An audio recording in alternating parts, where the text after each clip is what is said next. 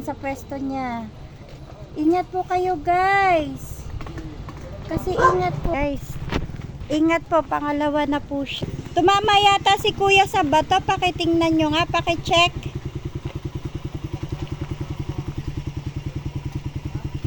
Kasi may ano dito oh, may mga graba. Ayan, may mga graba po. Ingat po kayo ha, kasi yung truck na dumaan, nakalaglag yung mga yan.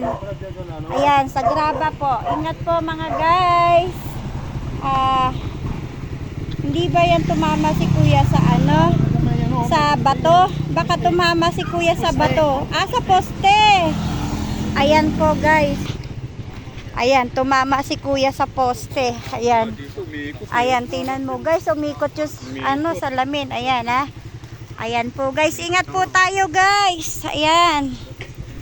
Kuya, okay ka lang po? Hindi ka po ba tumama sa bato kuya? Putok lang, pre. Patingin pa kuya, gagamutin natin. Pero hindi ka po talaga tumama sa bato kuya? Wala na. Parang doon ka tumama. Sa poste.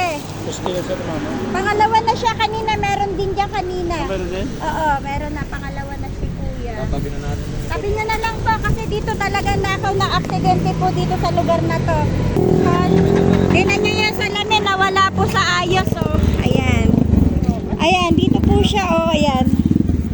Ayan po oh, ayan, naangat na po yung ano niya oh, lupa oh. Naangat na po siya.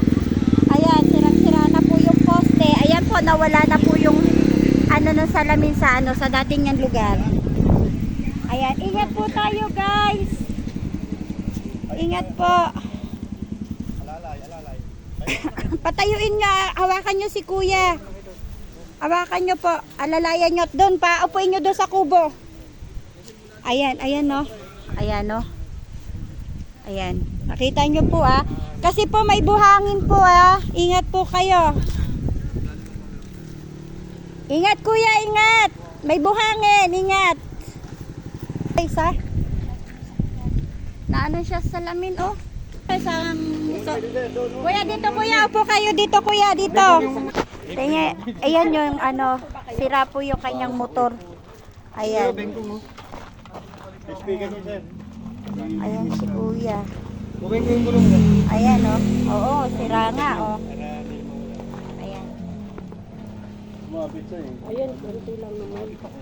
May biyaya at hindi ka naman kuya masyadong saktan. Ayan siya. Wala naman.